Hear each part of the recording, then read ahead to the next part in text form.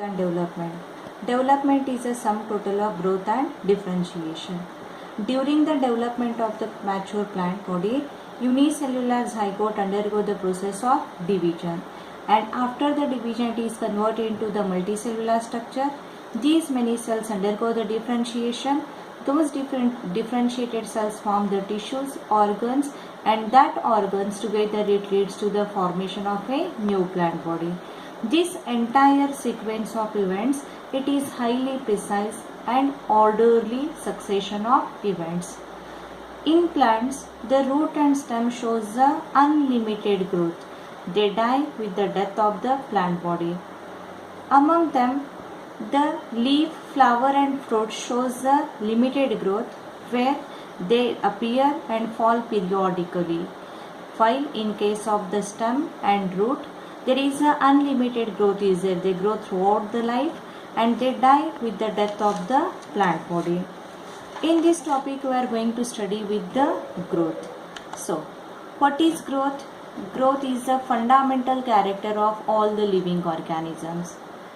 It is a irreversible, permanent increase in size, volume or weight of an organ or part or of an individual cell.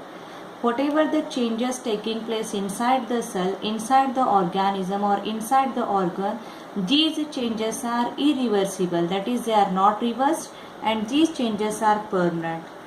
During the growth there is a synthesis of new materials takes place, and these new materials are added either intracellularly, that is inside the cell, or extracellularly, that is the outside the cell.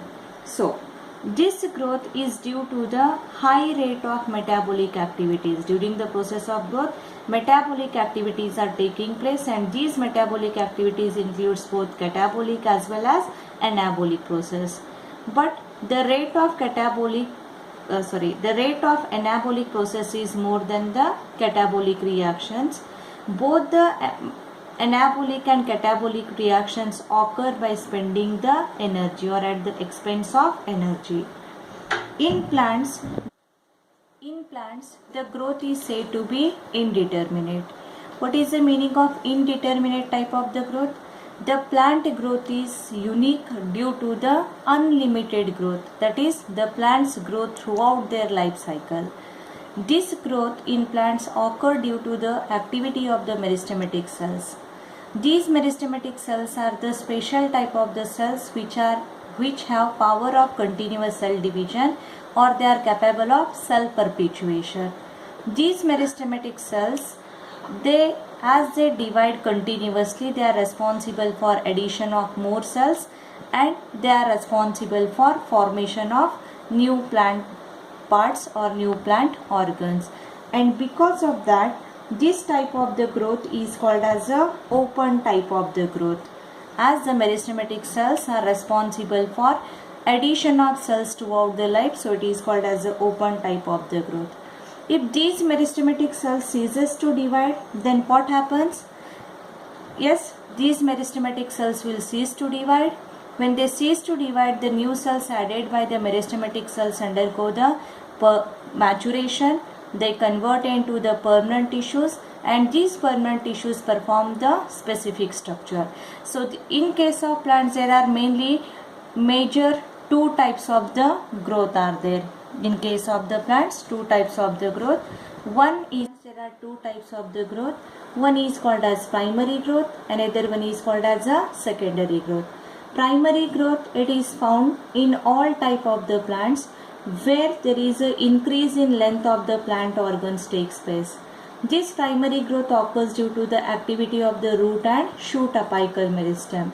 While secondary growth, it occurs in plants like gymnosperms and angiosperms. It is responsible for increasing girth or diameter of the plant body, and it occurs due to the activity of the vascular cambium and the cork cambium. So, these apical meristem, say for example this is the plant axis. In this plant axis, at the apical region, this part is considered as a shoot system, this part is considered as a root system. In this one, at the tip of the root and at the tip of the shoot, it shows the apical meristem, which is responsible for primary growth, while the vascular cambium, which is present in the root and shoot, it is responsible for the secondary growth, that is the increase in diameter. In case of plant, the growth is said to be measurable. The plant growth, we can measure the plant growth. When the growth at the cellular level is due to the increase in content of protoplasm, but the protoplasmic content cannot be measured directly. So the growth can be measured by various parameters like increase in cell size, increase in cell number, increase in surface area, and increase in length. In this one, the growth can be measured also by using the parameters like increase in fresh and dry weight. So, increase in fresh and dry weight can be measured in case of the fruits, vegetables and storage organs, but actual growth can be measured by increase in dry weight only. Second parameter, increase in cell size. Increase in cell size is parameter for measuring the growth. For example, a watermelon cell may increase in size up to 3,50,000 times. Increase in surface area. It is used commonly in case of flat organs like leaves. For this one, the leaf is placed on a standard graph paper and its outline is drawn at the fixed intervals. Increase in cell number. It gives an estimate about the growth rate. Example, a single mage root apical meristem can give rise to more than 17,500 cells per hour. Increase in length. It is used in measuring the growth of the pollen tube. For the increase in height of the stem or length of the stem, an instrument is used. That one is called as a axonometer. It is used for precise measurement of the plant growth. Criscograph is a sensitive device developed by Sir J.C. Bose. It records the primary growth of the plant body very accurately. It magnifies the growth up to 10,000 times, giving information of growth per second. Next part is the phases of growth. The growth occurs in three phases. There are three phases of the growth are there. One is called as meristematic phase or cell division phase. Second phase is called as elongation or enlargement phase. Third one is the maturation phase or differentiation phase. The meristematic phase, it occurs in the areas of the meristematic cells, particularly at the apical meristem. These meristematic cells are having the dense cytoplasm and a prominent nucleus. Their cell wall is thin, primary in nature and made up of cellulose with abundant plasmodesmatal connection. As they are continuously dividing cells, in them rate of respiration is high. Second one, elongation or enlargement phase, just present next to the meristematic zone. In this one, the size of the vacuole increases, that is, the cells undergo the enlargement. The number and size of the vacuole increases because of the stretching of the cell wall takes place, and due to the stretching of the cell wall, on the cell wall there is a deposition of new material takes place, so it results in enlargement or increase in size of the cells. The third one, it is called as a maturation phase or it is called as a phase of differentiation. These cells present next to the elongation phase. The enlarged cell develops into particular or special type of cells by undergoing structural and physiological differentiation. In this phase, the elongated cells undergo the structural differentiation, that is, the cell attain a particular shape, size and internal constitution, and physiological differentiation means the cell attain a particular function. After differentiation, the mature cells do not grow further and they remain unchanged till the death. So these three phases of the growth can be studied by marking the seedling with the Indian ink. For this one, a small seedling with the root is taken. On the root, the roots are marked with the Indian ink with a particular fixed distance, and this root is allowed to grow for few days. After few days, it is observed that the whatever the marks are there which is present towards the apical side at the tip region, they are changed, but the distance in them is not too long. But the cells which are in the elongation region, they show the much longer distance, that is in between the marks the distance is extended, and that region represents the region of elongation. The next one is the growth rate. Increase in growth per unit time is called as a growth rate. The growth rate can be calculated by two types. One is arithmetic growth and second one is the geometric growth. The arithmetic growth occurs at a constant rate from the beginning and progresses arithmetically. Here, after following a mitotic cell division, each cell after mitotic division, two daughter cells are formed. One daughter cell continues to divide while the another daughter cell undergo the differentiation. So, after every division, a constant number of cells are added in this one. So, it can be mathematically expressed as LT is equal to L0 plus RT, where LT is the length of the organ at time t, L0 length of the organ at time 0, and R is the growth rate or elongation per unit time. This can be observed in case of the elongation of the root. In this one, the elongation of root takes place at a constant rate. If we plot the height of the plant on y-axis and time on the x-axis, we'll get a linear graph. Second type of the growth is called as geometric growth.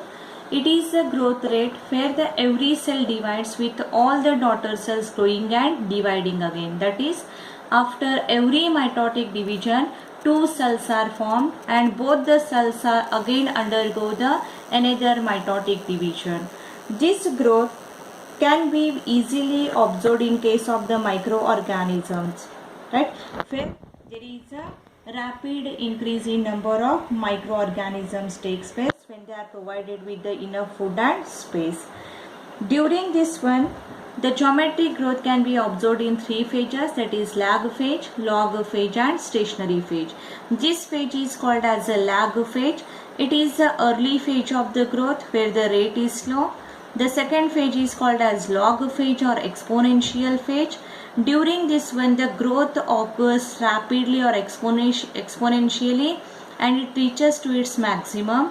In this one, both the daughter cells of obtained after meiotic division divide continuously.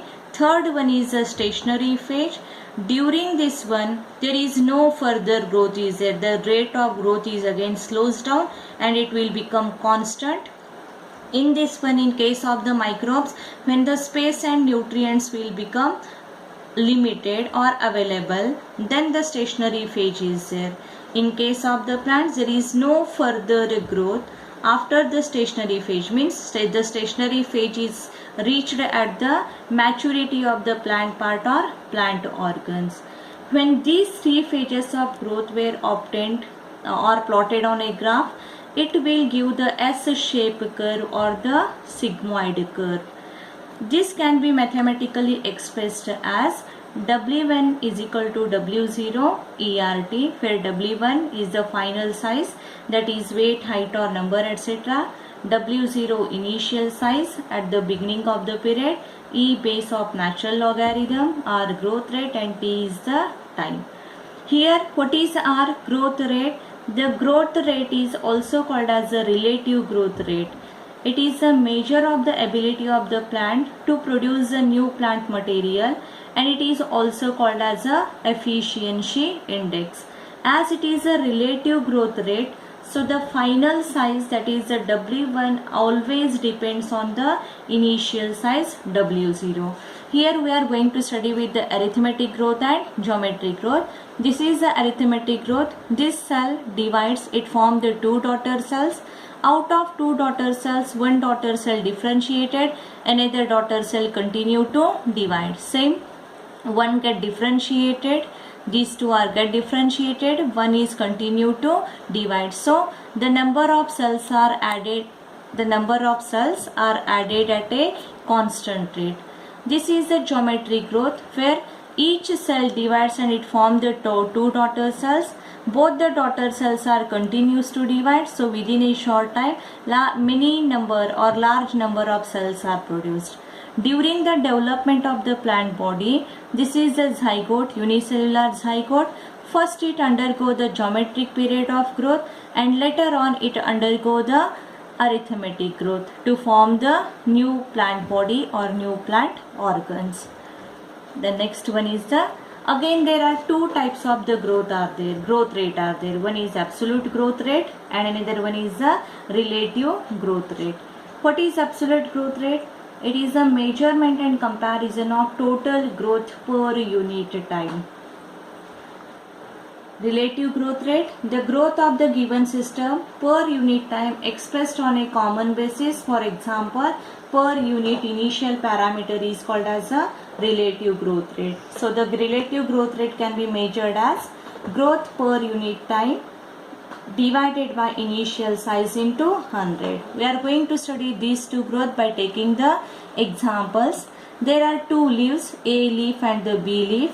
The initial size of the A leaf is 5 cm square while the initial size of the B leaf is 50 cm square.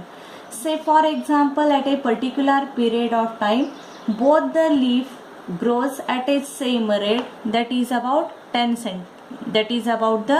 cm square within a particular period of time. Say for example during 1 day period both the leaf will increase in size by 5 cm square. So after 1 day the size of the leaf will be, A leaf will be there, that is A1, we call it as a 10 cm square, B1 that is the 55 cm square. Among them which leaf shows the more relative growth? Initial growth, that is absolute growth rate, is same in both the leaf, that is a 5 cm square. Among these two which leaf shows the more relative growth rate? So it can be calculated as relative growth rate is equal to growth per unit time divided by initial size. In case of the A1 leaf, 5, the growth per unit time is 5 cm square, initial growth is 5 divided by 100, so it gives rise to the 100%. So in case of the leaf B1, the growth per unit time is 5 cm square, initial growth is 50 cm into 100, 10%. So A1 leaf has 100% relative growth rate whereas B1 leaf has 10% of the growth rate. The next one is the conditions for growth.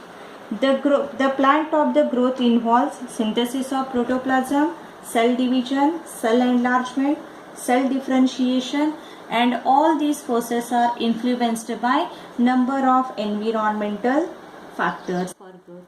Growth is influenced by number of external factors like water, gravity, nutrients, temperature, light and oxygen. We are going to study one by one all the conditions for growth. Water is responsible for maintaining the turbidity of the cells. So the cells can easily undergo the elongation.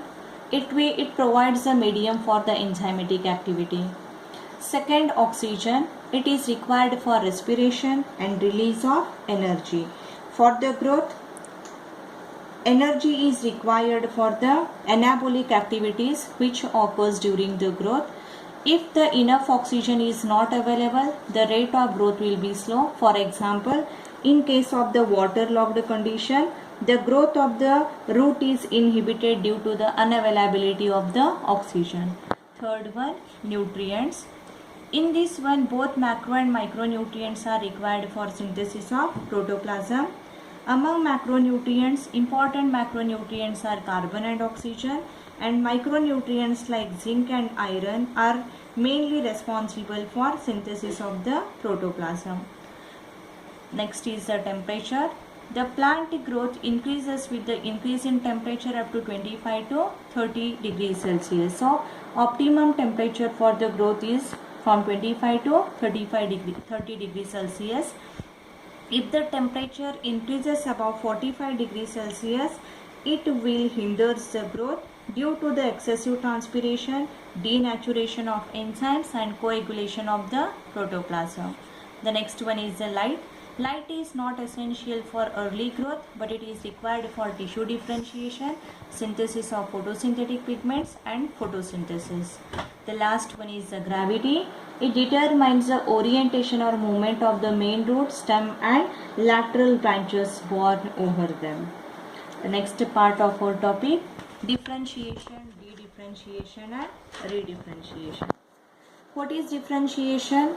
It is a maturation of cells derived from apical meristems of root and shoot. Whatever the cells are added by the apical meristematic tissues, they lose their capacity of cell division and they are converted into the mature tissue or permanent tissue. This process is called as a differentiation. During differentiation, cells undergo few to major anatomical and physiological changes both in their cell wall and protoplasm.